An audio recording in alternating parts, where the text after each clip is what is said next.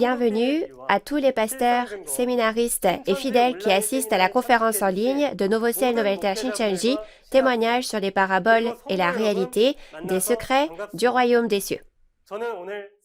Je suis Hyo Jae-bae de la tribu de Philippe de Nouveau Ciel, Nouvelle Terre Shincheonji, Église de Jésus, et je serai votre présentateur aujourd'hui.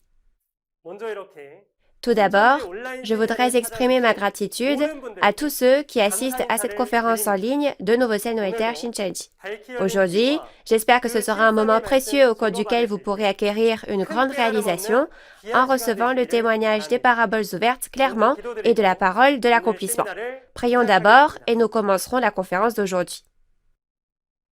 Dieu le Père, envers qui nous sommes reconnaissants, merci de nous avoir guidés aujourd'hui à cette conférence en ligne intitulée « Témoignages sur les paraboles et la réalité des secrets du royaume des cieux ». S'il vous plaît, déversez la grâce du ciel sur les enfants de la foi de Dieu qui sont ici aujourd'hui et faites que ce temps soit un temps précieux pour glorifier le Père. Aujourd'hui, alors que toutes les prophéties de Jésus qui ont été prophétisées il y a environ 2000 ans se sont accomplies, nous vous remercions d'avoir répandu en abondance les paraboles ouvertes des secrets du royaume des cieux et la parole révélée sur toute notre famille de la foi qui espère aller au royaume des cieux et de nous avoir donné les yeux pour voir, les oreilles pour entendre, la sagesse pour réaliser et un cœur ouvert. À travers ce temps, nous prions pour réaliser pleinement les secrets du royaume des cieux contenus dans les prophéties du Nouveau Testament et que ce soit un temps béni pour les graver dans notre cœur. Nous croyons tous fermement en la promesse de Dieu et de Jésus et en l'espérance du royaume des cieux et de la vie éternelle qui s'accomplira selon cette parole. S'il vous plaît, faites que ce soit un temps précieux pour profiter pleinement de votre grâce et réaliser à nouveau le dessein de Dieu et notre espoir à nous croyants. En particulier, en ce temps, s'il vous plaît, déversez la sagesse et la puissance du ciel sur l'instructeur qui témoignera de la parole et faites-en un temps précieux pour que nous rendions gloire à notre Père dans le ciel. Nous prions toutes ces choses au nom de Jésus qui a expié nos péchés. Amen. Nous tenons à vous informer que cette conférence en ligne intitulée « Témoignages sur les paraboles et la réalité des secrets du royaume des cieux » se déroule dans le strict respect des règles de prévention sanitaire et de distanciation sociale. Il est maintenant temps d'écouter la parole de vie. Aujourd'hui, nous allons écouter la leçon numéro 6 du niveau introduction intitulée « Le récipient, la balance et le bâton en parabole ». Nous allons accueillir l'instructeur Kon A. John de la tribu de Philippe qui délivrera la parole aujourd'hui. Veuillez l'applaudir chaleureusement. Bonjour à tous les pasteurs, séminaristes et fidèles du monde entier qui vivent leur vie de foi dans l'espoir d'aller au royaume des cieux. Bienvenue. Je suis Kon A. John, un instructeur du centre qui a appris la parole révélée de la part du chef de la tribu de Philippe, un des 12 chefs de tribu de Nouveau Ciel, Nouvelle Terre Shincheonji. Notre chef de tribu a appris les paroles de la théologie révélée de la part du président de Nouveau Ciel, Nouvelle Terre Shincheonji. Merci beaucoup d'avoir participé à la conférence en ligne de Nouveau Ciel, Nouvelle Terre Shincheonji aujourd'hui, témoignage sur les paraboles et la réalité des secrets du royaume des cieux. Bien que nos dénominations et nos doctrines soient différentes, nous sommes tous des croyants qui espèrent en Dieu et qui espèrent aller au royaume des cieux. Puisque Dieu est la parole, j'espère que ce sera un moment précieux et béni pour que vous rencontriez Dieu à travers la parole, connaissiez les paraboles et réalisiez les secrets du royaume des cieux. La dernière fois, nous avons appris le pain et le levain. Si vous êtes un croyant qui espère aller au royaume des cieux, vous devez rencontrer le serviteur fidèle et prudent que Jésus a promis dans le Nouveau Testament, prendre la parole au temps convenable comme la véritable nourriture et être changé par le levain de Dieu pour devenir un croyant qui entrera au royaume des cieux. Jusqu'à maintenant, qu'avez-vous pensé de l'Apocalypse et des 4 évangiles du Nouveau Testament? Les preniez-vous au pied de la lettre ou avez-vous pensé qu'il y avait une autre signification cachée à l'intérieur? Parce que Jésus a prophétisé les secrets du royaume des cieux à travers des paraboles, des comparaisons, aujourd'hui, à travers ce temps, je voudrais partager avec vous le vrai sens contenu dans ces paroles. Tout d'abord, permettez-moi de vous donner la réponse à la parabole du récipient, de la balance et du bâton. Le récipient en parabole fait référence à la personne, soit à l'organisation comme le cœur de l'homme. La balance est la parole qui pèse la foi et les œuvres, et le bâton en parabole fait référence à la parole et à la personne qui a la parole. Et enfin, la verge de fer en parabole symbolise l'autorité ecclésiastique pour régner. Je pense que les pasteurs connaissent déjà ces paroles, mais j'apprécierais que vous écoutiez encore une fois ce que je vais expliquer aujourd'hui. Dans le contexte de la Bible, le récipient, la balance et le bâton en parabole, que nous regarderons aujourd'hui, sont utilisés comme des outils physiques dans les livres d'histoire et les livres d'instruction. Cependant, dans les livres prophétiques, ils ont une signification spirituelle exprimée en parabole en utilisant leurs caractéristiques physiques, et aujourd'hui sera le moment de découvrir la signification spirituelle de chaque outil qui apparaissent dans les livres prophétiques. Tout d'abord, regardons le récipient en parabole. Plus précisément, je vais vous parler du fondement de la véritable signification du récipient à travers les paroles de la Bible. Lisons le verset en rapport avec cette parabole, Apocalypse 15, 7. Et l'un des 4 êtres vivants donna aux 7 anges 7 coupes d'or, pleines de la colère du Dieu qui vit au siècle des siècles. En regardant la référence, il est écrit que les 7 anges ont reçu 7 coupes d'or et que les paroles de la colère de Dieu y étaient contenues. Et il est dit que la colère de Dieu est versée sur la terre. Alors, je vais vous le montrer. Je suis en colère. Dieu a dit ça et a mis sa colère dans ce récipient et l'a versé sur la terre. Oui, c'est un peu drôle quand on imagine, n'est-ce pas? Ce récipient physique, appelé coupe dans la référence, ne peut pas contenir la parole de Dieu, n'est-ce pas? Il existe 2 types de récipients mentionnés dans la Bible. L'un est le récipient physique et l'autre est le récipient spirituel qui utilise les caractéristiques d'un récipient physique en parabole. Alors, découvrons quelle est la réalité du récipient spirituel, c'est-à-dire le récipient physique en parabole, dans les prophéties. Donc, d'abord, regardons les caractéristiques du récipient physique afin de comprendre le récipient spirituel. Un récipient physique est un instrument qui contient quelque chose. Ainsi, le nom est décidé en fonction du contenu. Par exemple, si vous y mettez du riz, cela s'appelle un bol de riz. S'il contient de la soupe, cela s'appelle un bol de soupe. Et s'il contient de l'eau, cela s'appelle un gobelet à eau, n'est-ce pas? Ces divers récipients sont parfois exprimés dans la Bible comme des mesures, des vases, des outres, des coupes, etc. Et le récipient a la particularité qu'il doit être fabriqué par quelqu'un. Si vous regardez Ésaïe 64, versets 7 ou 8 en fonction des versions, le potier qui fabrique le récipient verse de l'eau dans l'argile, le façonne et le fait cuire au feu pour fabriquer un récipient. Ici, Dieu est comparé au potier et l'homme à l'argile. Maintenant, lisons ensemble Romains 9, versets 21 à 24 pour découvrir quel genre de récipient est fait à partir de cet homme semblable à de l'argile. Le potier n'est-il pas maître de l'argile pour faire avec la même masse un vase d'honneur et un vase d'un usage vil?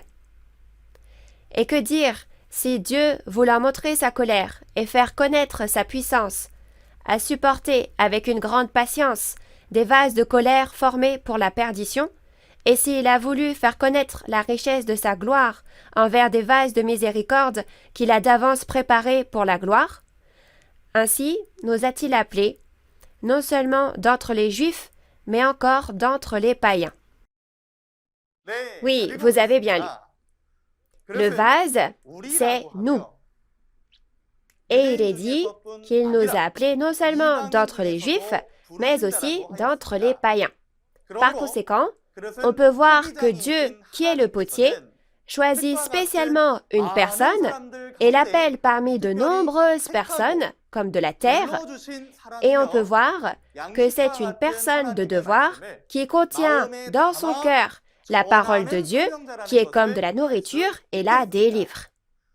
Donc, si vous regardez les paroles d'Actes, chapitre 9, verset 15, vous pouvez voir que Jésus a comparé l'apôtre Paul à un instrument, soit un récipient, qu'il a choisi. Avant d'être choisi, Paul était un homme qui a persécuté avec zèle, tué et causé beaucoup de tort à l'Église de Jésus et aux fidèles. Mais une telle personne, après avoir été choisie par Jésus, a pris l'initiative de prêcher le nom de Jésus plus que toute autre personne. Si vous lisez Philippiens 3, verset 8, il y a la confession de l'apôtre Paul.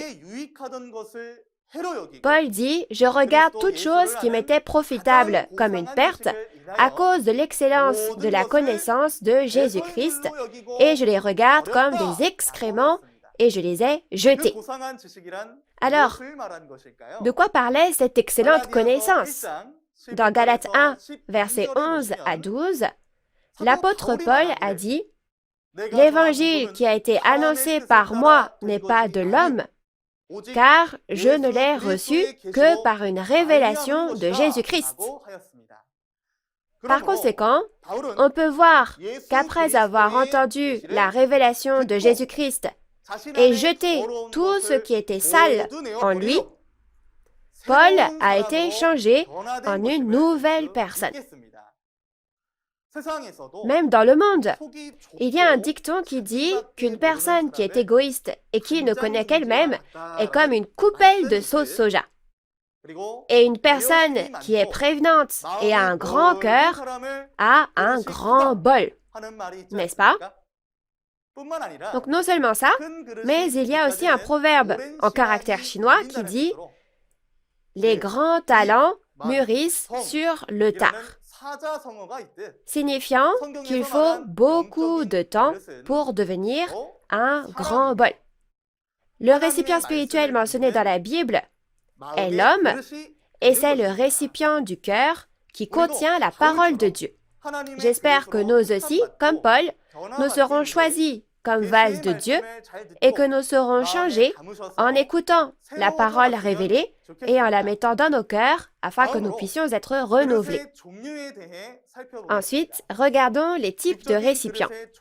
Il existe d'innombrables types de récipients physiques, mais il y a seulement deux types de récipients spirituels.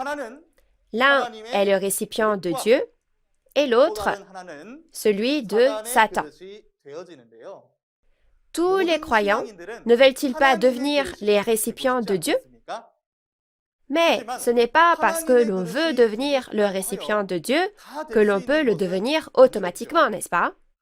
L'apparence du récipient n'est pas importante, mais le type de récipient est déterminé par son contenu. Par exemple, même si c'est une très vieille boîte, si elle contient des bijoux, c'est une boîte à bijoux. Et même un récipient en or devient une poubelle s'il contient des ordures. De la même façon, le récipient spirituel aussi deviendra un récipient de Dieu s'il contient la vérité, la nourriture de Dieu, et s'il contient de la fausse vérité, la nourriture de Satan, il sera un récipient de Satan. Dans ce cas, en écoutant ces paroles, je devrais, moi aussi, examiner quel genre de nourriture est contenu en moi et réfléchir à quel genre de récipient suis-je, n'est-ce pas? Peu importe à quel point j'essaye de mener une vie de foi, s'il n'y a pas de vérité en moi, je ne peux qu'être un récipient de Satan et non de Dieu. Cependant, si on ne sait pas quel genre de récipient on est et ne se vide pas de sa fausse vérité et reste tel quel, alors quel sera le résultat de ce récipient? Lisons Jérémie 48, versets 11 à 12. Moab était tranquille depuis sa jeunesse. Il reposait sur sa lie. Il n'était pas vidé d'un vase dans un autre, et il n'allait pas en captivité. Aussi, son goût lui est resté, et son odeur ne s'est pas changée. C'est pourquoi, voici, les jours viennent, dit l'Éternel, où je lui enverrai des gens qui le transvaseront. Ils videront ses vases et feront sauter ses outres. Cette parole mentionne un peuple appelé Moab. Il était à l'origine le peuple élu de Dieu, mais ils se sont corrompus et ont servi des dieux païens et sont devenus comme des païens. Il est dit que les cœurs des hommes qui devraient connaître et garder la parole de Dieu sont pleins de leurs propres mauvaises pensées et de choses sales, comme un vase avec de la lie, des résidus à la surface.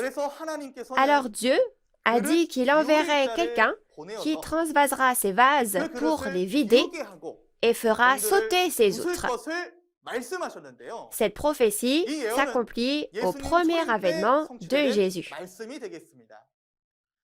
Dans Matthieu 23, versets 25 et 26, Jésus dit aux scribes et aux pharisiens que le dehors de la coupe et du plat est propre, mais qu'au-dedans, ils sont pleins de rapine et d'intempérance. C'est-à-dire qu'il se réfère aux hypocrites, qui sont différents à l'intérieur et à l'extérieur, en les comparant à des vases pleins de scories.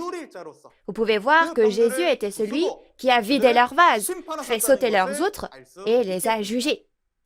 En regardant cela, si vous mettez la parole de vérité dans votre cœur et devenez le vase de Dieu, vous serez bénis, mais le vase de Satan, rempli de fausses vérités et de ses propres pensées, sera jugé et maudit.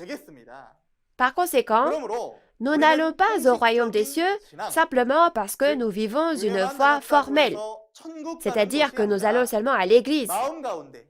Mais seuls ceux qui remplissent leur cœur de la parole de Dieu seront reconnus comme les précieux récipients de Dieu et pourront aller au royaume des cieux. Dans ce cas, nous devons d'abord nous vider des choses de Satan dont nous sommes remplis et nous laver afin d'être propres, n'est-ce pas? On ne peut pas accueillir des invités avec des plats qui ne sont pas lavés correctement, mais quand on a des invités spéciaux, ne prépare-t-on pas de beaux plats à part? Dieu non plus ne considère pas que tous les récipients sont identiques, mais il a mis de côté des récipients à usage précieux. Habituellement, les récipients de bonne qualité ou luxueux et chers sont appréciés, mais Dieu dit que ce sont les vases propres qui sont d'usage précieux. Si vous lisez 2 Timothée 2, verset 21, il est dit que si quelqu'un se purifie, il devient un vase sanctifié et un vase précieux, utile à son maître. Alors, comment faire pour purifier son cœur? La Bible dit qu'il existe une eau pour laver son cœur. Tout d'abord, si on regarde dans Jean 15, verset 3, Jésus dit à ses disciples, « Déjà, vous êtes purs à cause de la parole que je vous ai annoncée. » Et si vous lisez 1 Pierre, chapitre 1, verset 22, il a dit, « Ayant purifié vos âmes en obéissant à la vérité. » Tout comme nous lavons les choses sales avec de l'eau physique, C'est la parole de Dieu qui va nettoyer l'esprit qui a été sali. Même maintenant, ce que nous entendons est la parole révélée, les paraboles clairement ouvertes. Au fur et à mesure que vous recevez ce témoignage, une parole à la fois, j'espère que votre cœur, votre récipient, sera purifié par ces paroles. Jusqu'à présent, nous avons vu le récipient, qui est le cœur de l'homme en parabole, mais un récipient plus grand, contenant des personnes, apparaît également dans la Bible. Dans Matthieu 13, 47 à 50, Jésus a dit « Le royaume des cieux est encore semblable à un filet jeté dans la mer et ramassant des poissons de toute espèce. Il est dit qu'on met les bons poissons dans des paniers et que l'on jette les mauvais. » Les paroles de Matthieu 13 font référence à un contenu spirituel dont Jésus a parlé en parabole concernant les secrets du royaume des cieux. Quand vous lisez Habakkuk 1, 14, le poisson dont on parle ici fait référence à l'homme. On parle en fait ici de l'homme en parlant des poissons de la mer, et il y a deux types de personnes, les justes qui sont sauvés dans un récipient à la fin des temps, et les méchants qui sont rejetés et jugés. Alors, que veut dire ce récipient qui contient des hommes? C'est précisément l'Église où les fidèles de Dieu se rassemblent. En résumé, le récipient avait deux significations spirituelles. J'ai mentionné que sa valeur change en fonction de son contenu, n'est-ce pas? Si nous contenons la parole, c'est le cœur de l'homme. Et si cela contient des hommes, alors c'est une organisation comme une église. Avez-vous bien compris le récipient en parabole? Alors, examinons maintenant la balance en parabole. Lisons la parole concernant cette parabole, Apocalypse 6, versets 5 à 6. Quand il ouvrit le troisième sceau, j'entendis le troisième être vivant qui disait « Viens ». Je regardai, et voici, parut un cheval noir. Celui qui le montait tenait une balance dans sa main. Et j'entendis, au milieu des quatre êtres vivants, une voix qui disait « Une mesure de blé pour un denier, et 3 mesures d'orge pour un denier, mais ne fais point de mal à l'huile et au vin. » En regardant la référence, lorsque le troisième sceau est ouvert, un cheval noir apparaît. Il est dit que le cavalier de ce cheval noir avait une balance à la main. Il existe deux types de balances mentionnés dans la Bible. La balance physique et la balance spirituelle, soit la balance physique en parabole. La parole de l'Apocalypse est une prophétie concernant le second avènement du Seigneur quand Jésus revient. Alors, regardons le sens de la balance en parabole afin de comprendre la réalité de cette prophétie en parabole. Examinons d'abord les caractéristiques physiques de la balance. Une balance est un outil utilisé pour mesurer le poids d'un article lors de l'achat au marché, n'est-ce pas? C'est donc un outil qui juge du poids d'un objet s'il est léger ou lourd en le pesant, soit en le mesurant. Donc, nous pouvons dire que la balance est un outil pour juger et le standard pour juger, n'est-ce pas? Alors, que pèse la balance spirituelle, la balance physique en parabole, dans les prophéties? Il y a deux sortes de choses spirituelles, celle de Dieu et celle de Satan. Donc, il doit y avoir la balance de Dieu et la balance de Satan, n'est-ce pas? D'abord, regardons la balance de Dieu. Que pèse la balance de Dieu? Et que signifie le fait de peser? Dans Proverbe 24, verset 12, Dieu dit que la balance de Dieu pèse le cœur des hommes. Et il est dit, celui qui veille sur ton âme ne le connaît-il pas? Donc, Dieu veut peser nos cœurs, les examiner et il veut les connaître. Et ce qui est dans notre cœur est révélé par nos actions. Dans 1 Samuel chapitre 2 verset 3, il est dit que nos œuvres sont pesées et que nous serons jugés selon ces dernières. Par conséquent, cette balance est un outil de jugement pour juger les cœurs et les œuvres des croyants sur la base de la balance de Dieu, afin de savoir s'ils sont dignes ou non aux yeux de Dieu. Si vous regardez les paroles de Job 31, verset 6, les balances de Dieu sont justes. Puisque le jugement de Dieu est juste, nous devons devenir des croyants dignes selon le cœur de Dieu, parce qu'il juge quiconque est sur la balance selon une norme juste. Dans le monde, le tribunal juge si les actions d'une personne sont un péché ou non à travers le corps des lois. C'est pourquoi ce recueil des lois peut être comparé à une balance, car c'est la norme pour juger du poids du péché d'un pécheur qui a été amené au siège du jugement. Donc, si vous regardez les symboles des institutions administratives liées à la loi, vous pouvez voir qu'une balance y figure. Cela veut dire que la loi est comme une balance et contient la volonté de juger équitablement selon la loi. Dieu aussi pèse notre foi et nos œuvres sur la base des lois de Dieu. Chers auditeurs, alors quelles sont les lois que les croyants doivent respecter? C'est précisément la parole de Dieu. Cette parole de Dieu est la norme, c'est le standard de notre foi et de la loi. C'est pourquoi Dieu juge tout en utilisant la parole de Dieu comme une balance. Alors, que se passera-t-il si la balance de Dieu montre notre manque de foi et d'œuvre?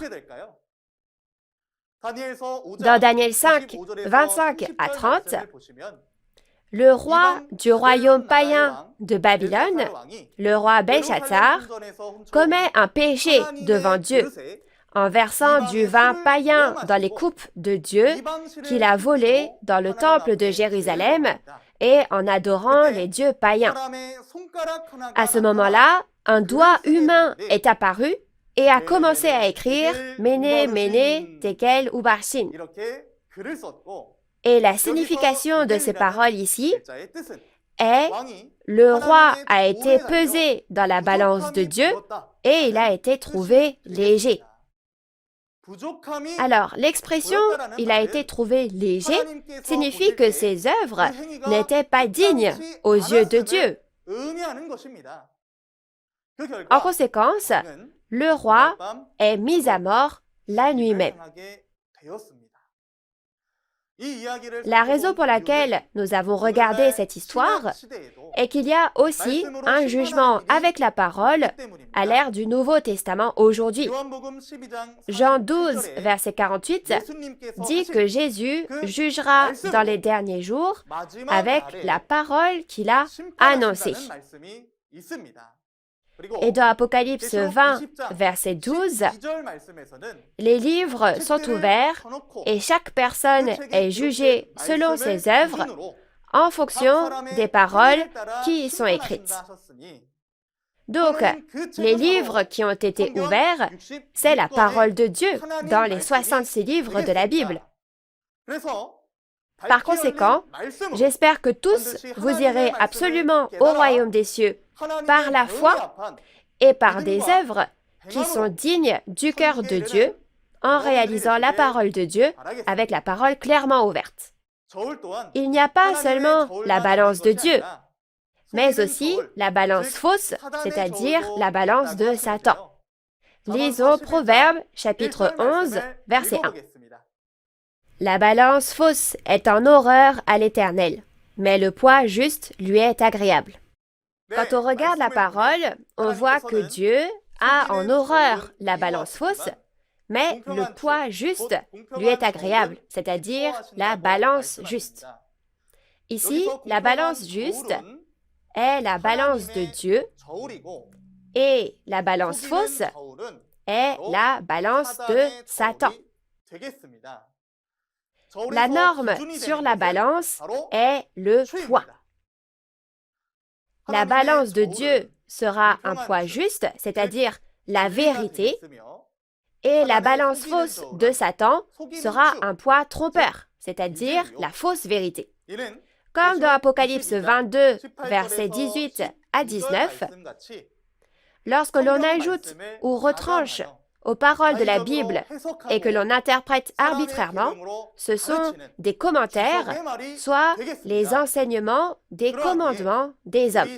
Par conséquent, il est très important pour nous croyants de faire la distinction entre la véritable vérité et la fausse vérité mensongère. Dans Osée 12, versets 7 ou 8 en fonction des versions, il est écrit que le marchand aime à tromper avec de fausses balances à la main. L'Église est comparée ici à un marché et le marchand avec de fausses balances, le marchand étant un faux pasteur, fait référence au faux pasteur trompant les fidèles avec la fausse vérité, c'est-à-dire avec de fausses balances.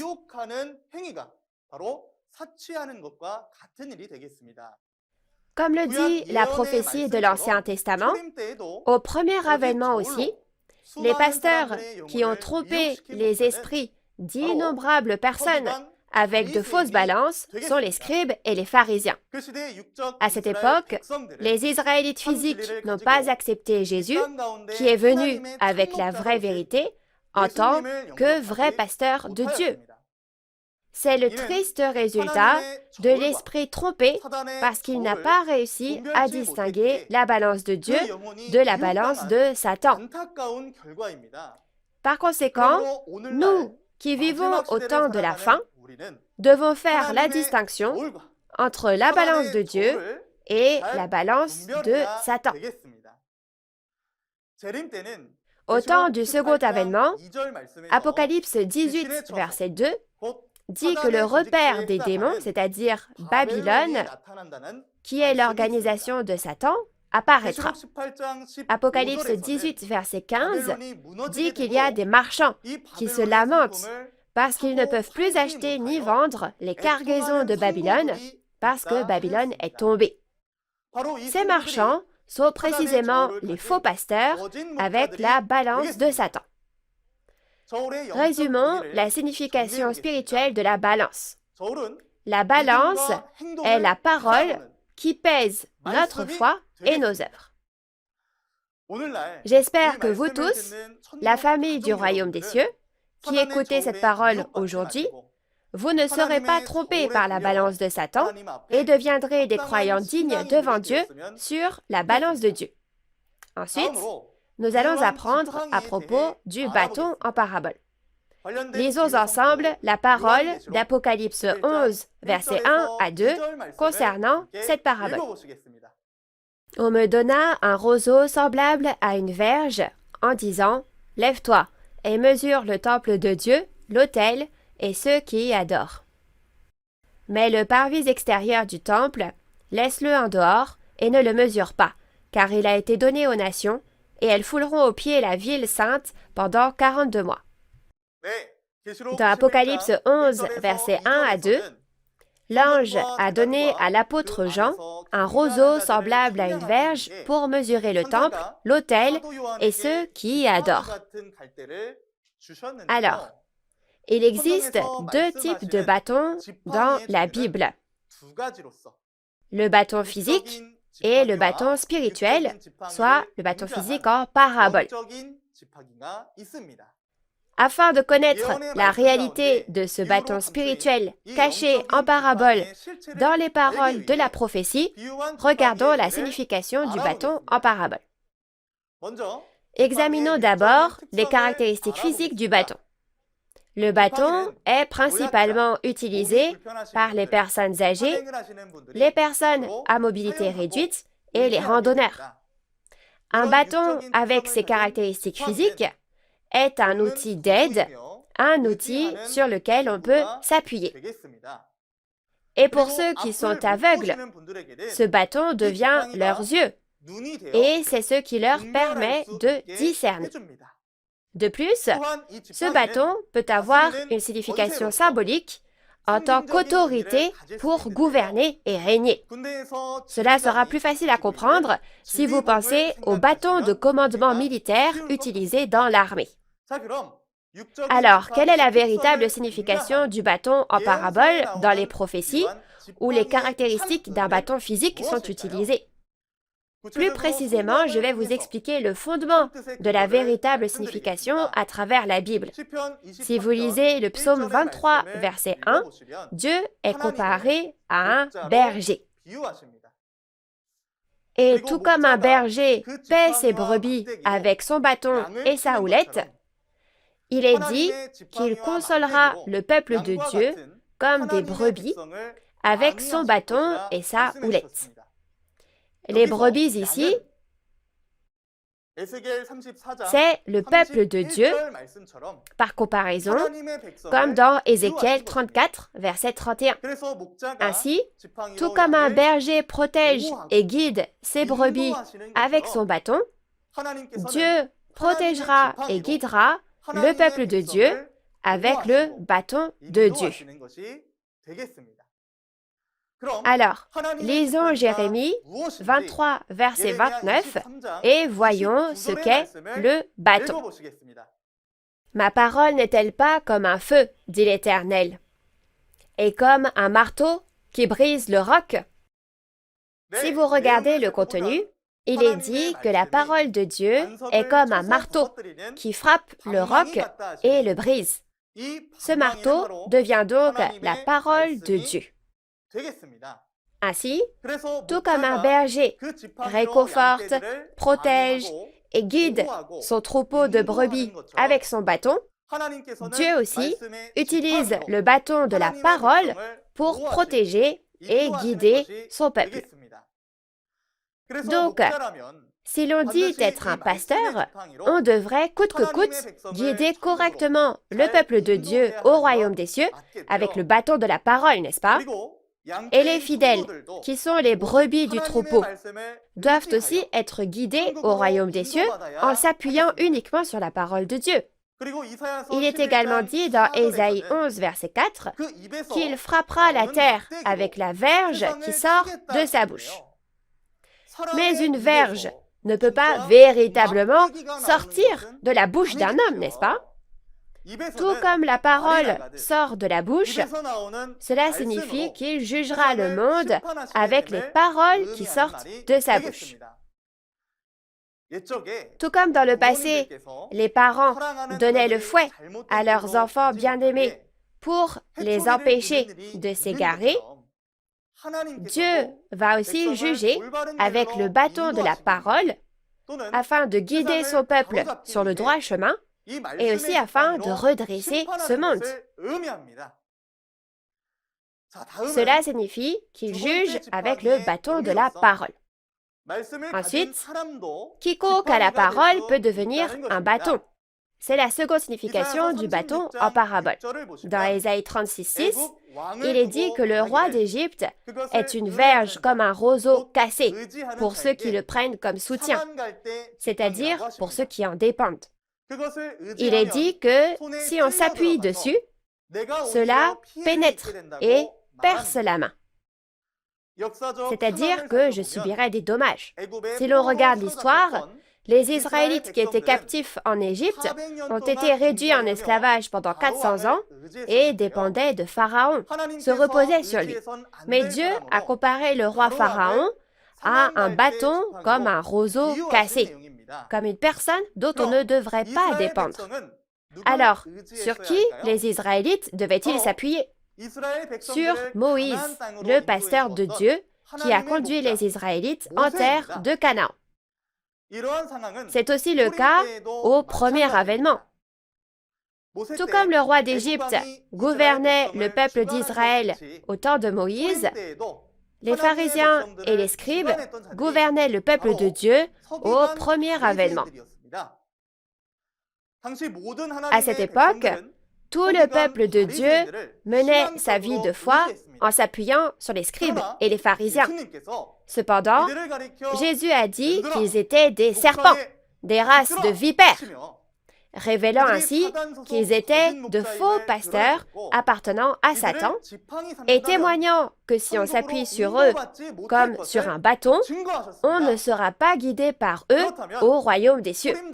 Si tel est le cas, alors qui est le bâton de Dieu sur lequel le peuple de Dieu devait s'appuyer au premier avènement? C'était Jésus, le vrai pasteur avec qui Dieu était, tout comme l'était Moïse. Aujourd'hui, nous devons également réfléchir au type de bâton sur lequel on s'est appuyé et sur lequel nous avons compté jusqu'à présent, et nous devons trouver le bâton de Dieu.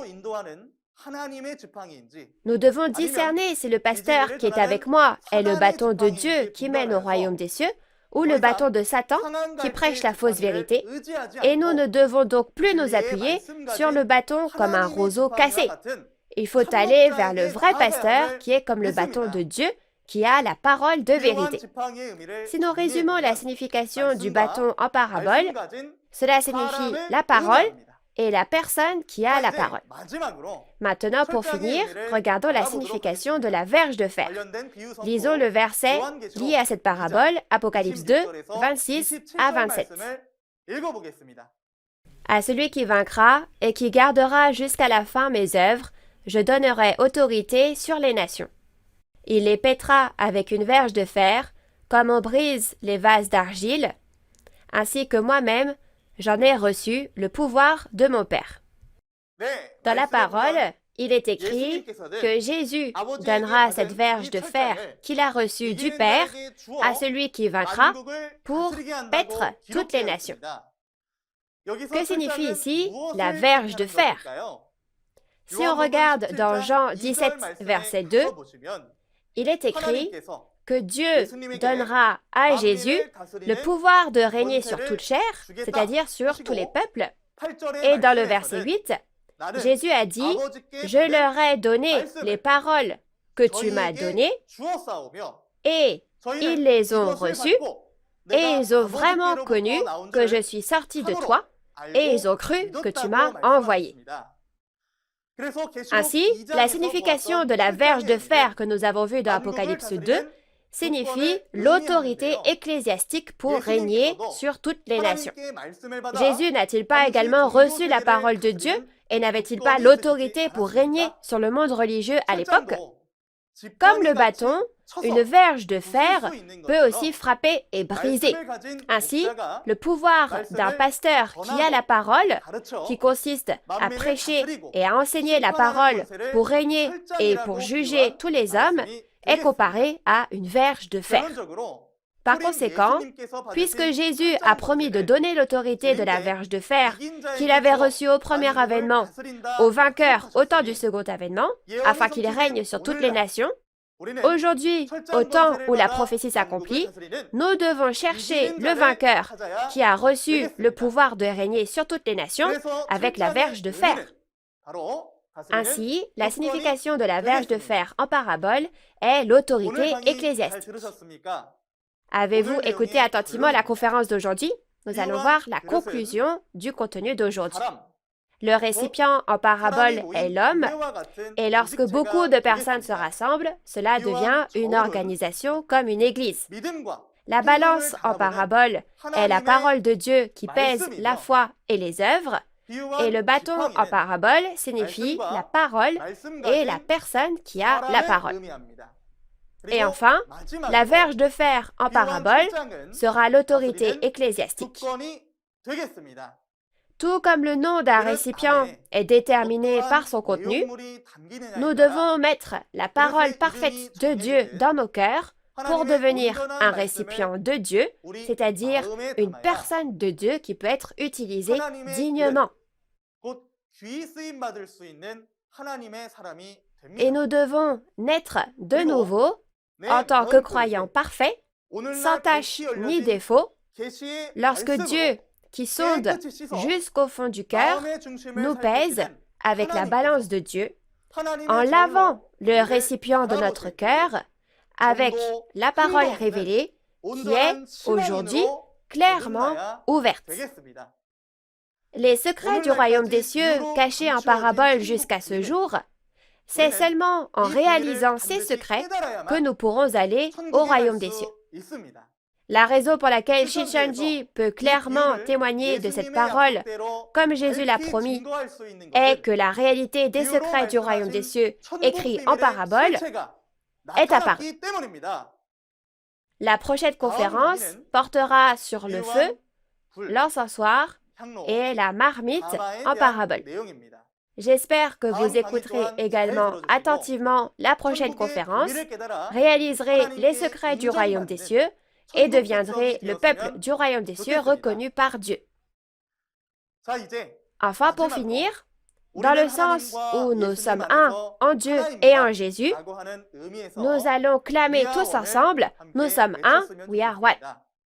Lorsque je dirai nous sommes un, we are one, levez le doigt comme ceci et disons-le ensemble.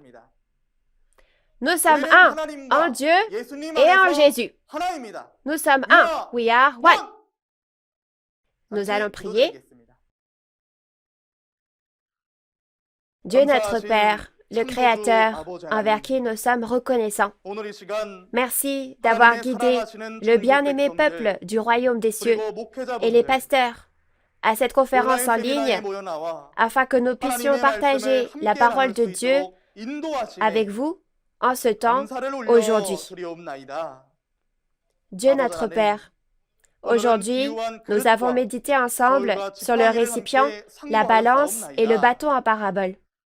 S'il vous plaît, régnez sur le cœur de tous ceux qui ont participé, afin qu'ils puissent devenir des vases de Dieu et des croyants dignes lorsqu'ils seront pesés sur la balance de Dieu. De plus, que cela ne se termine pas juste en écoutant une fois la conférence, mais aidez-nous à transmettre cette parole révélée des conférences en ligne aux fidèles qui sont éduqués par nos bien-aimés pasteurs. Aidez nos chers pasteurs à devenir le peuple du royaume des cieux, qui a de plus en plus faim et soif de justice au fur et à mesure que l'on avance dans les conférences. Au nom de notre Sauveur Jésus-Christ, qui nous a fait passer de la mort à la vie et en qui nous croyons sincèrement, nous avons prié toutes ces choses. Amen.